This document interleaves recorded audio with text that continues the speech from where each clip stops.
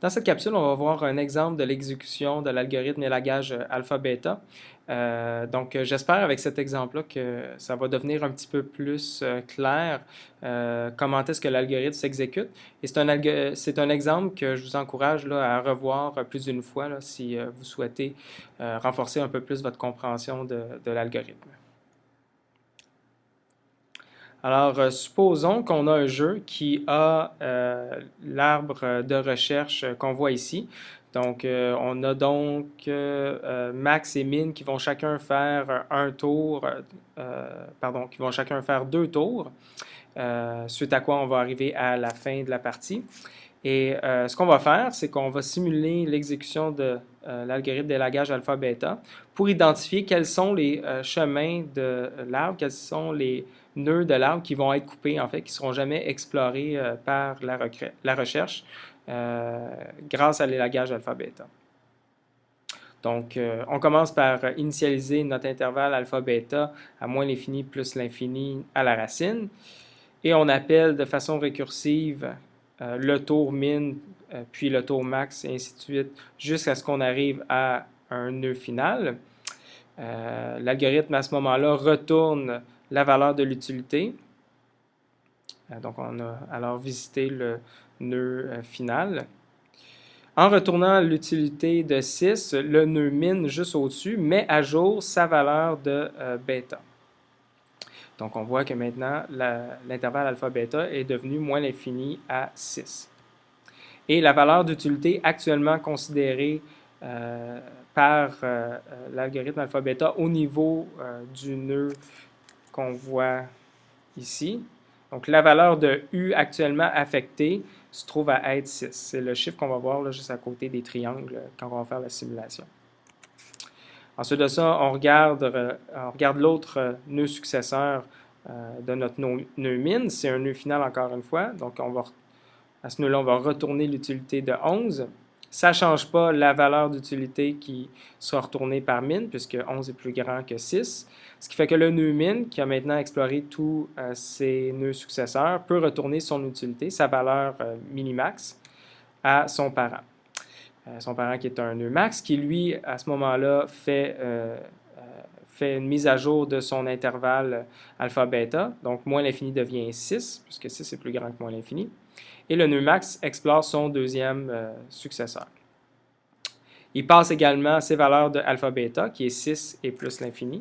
Donc, après avoir mis à jour son intervalle, il a passé sa valeur de alpha et de bêta à son nœud successeur.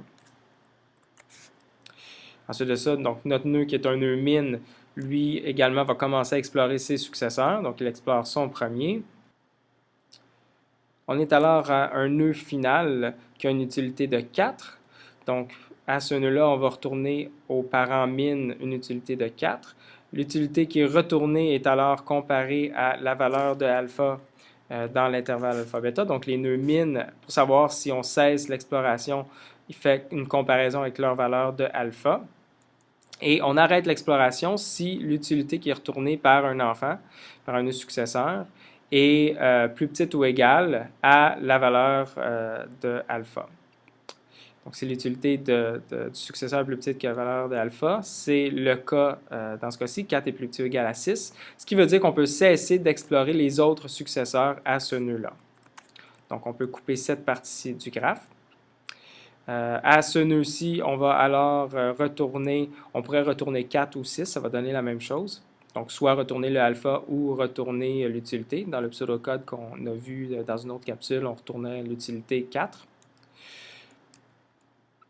Donc, le nœud max observe l'utilité de 4 puisqu'il maximise, ça ne change pas sa valeur d'utilité interne, donc sa valeur minimax qui va être retournée. Et donc, il retourne à son parent min une valeur de 6. Min met à jour, premièrement, compare avec son alpha qui est moins l'infini. Donc, il n'y a rien de plus petit ou égal à moins l'infini. Donc, dans ce cas-ci, 6 n'est pas plus petit ou égal à moins l'infini. Donc, on continue l'exploration et on met à jour la valeur du bêta. Donc, au nœud min, on a mis à jour la valeur de bêta, de l'intervalle alpha-bêta, donc la borne supérieure à 6. On continue l'exploration à droite, le deuxième nœud successeur, en passant l'intervalle alpha-bêta, qui est, dans ce cas-ci, l'intervalle alpha-bêta au nœud min était de moins l'infini à 6, donc on passe moins l'infini à 6 comme intervalle au nœud successeur. Ensuite de ça, on est un tour, donc un nœud max qui va considérer la première action qui l'amène à un nœud min, et en passant encore une fois ces valeurs de alpha et de bêta. Puis on fait ça jusqu'à ce qu'on se rende à un nœud final.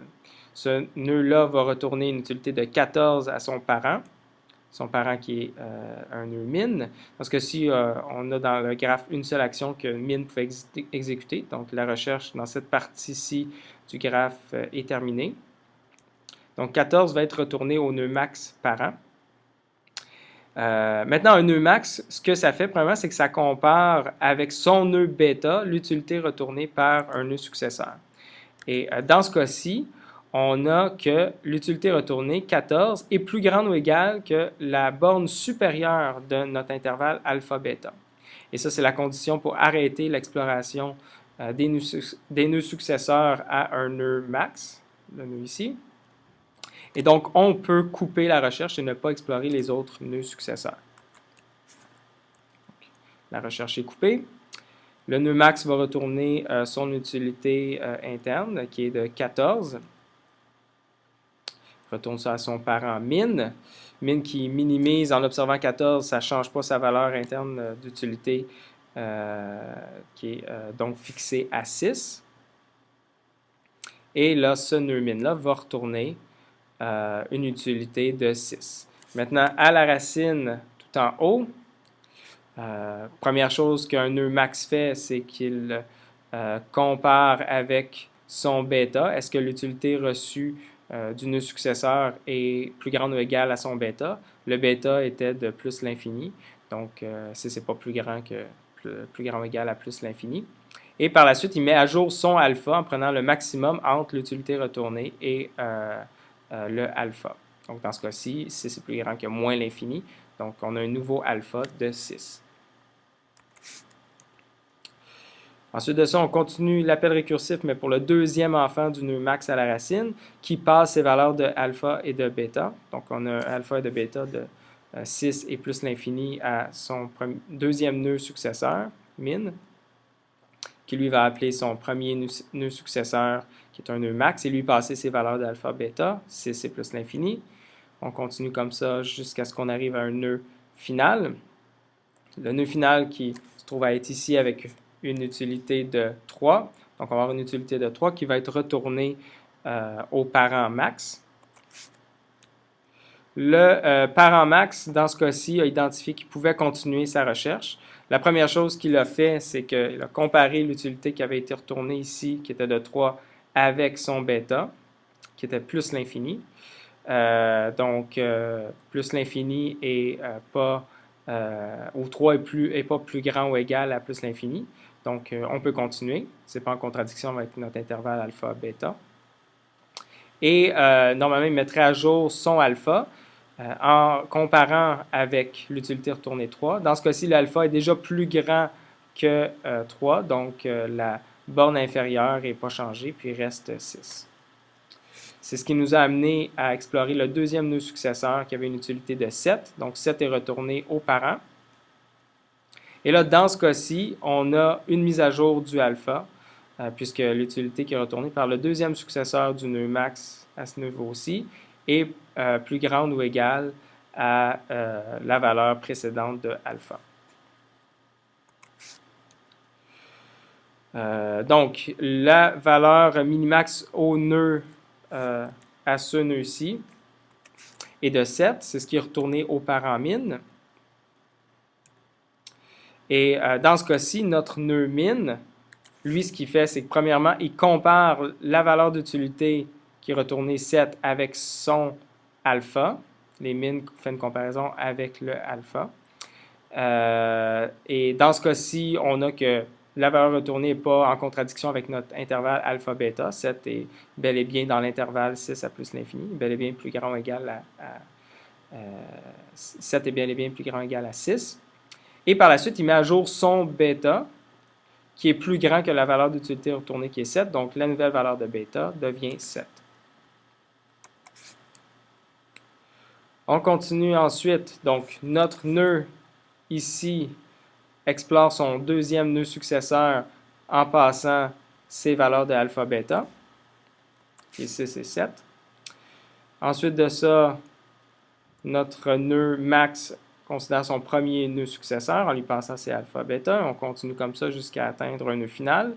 On atteint un nœud final qui a une utilité de 9. Donc, cet état final retourne une utilité de 9 à son parent min. On peut faire une comparaison avec le alpha au niveau du nœud min, mais ça ne sert à rien en fait, puisque de toute façon, il n'y a pas d'autres nœuds successeurs. Donc, à son parent, il va quand même retourner son utilité locale qui est de 9. On se trouve alors à un nœud max, donc ici on a un nœud max.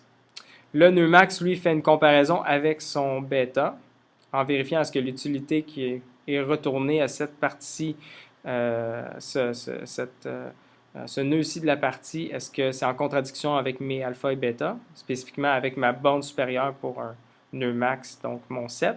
Et effectivement, j'ai une partie qui me retournerait une valeur minimax de 9, ce qui est plus grand que ce que je sais être la valeur la plus grande que je peux atteindre dans toute la partie à partir du début de la partie. Et à cause de ça, donc parce que la valeur d'utilité retournée est plus grande que la borne supérieure bêta pour mon nœud max, je vais arrêter la recherche et je vais couper. Donc, je n'explorerai pas le deuxième nœud successeur de mon nœud max. L'utilité locale est de 9, qui est retournée juste en haut. Au nœud min, cette utilité retournée par le deuxième successeur du nœud min, qui est une utilité de 9, est en fait plus petite que l'autre utilité qui a été retournée par le premier enfant, le premier successeur qui est de 7.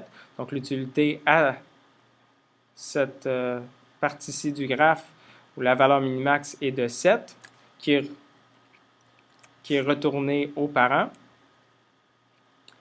Et rendu au parent qui est un nœud max, on a que l'utilité du deuxième enfant qui est de 7 est plus grande que celle de 6, ce qui fait que la décision qui va être prise ici va être celle de prendre la deuxième action, et ça va être associé à une valeur minimax de 7. Donc, comme on peut voir, l'algorithme alpha-bêta est pas toujours super intuitif. Je vous encourage donc fortement de revisiter cet exemple-là plus d'une fois pour être sûr que vous comprenez bien les différentes parties de l'exécution de l'algorithme alpha-bêta.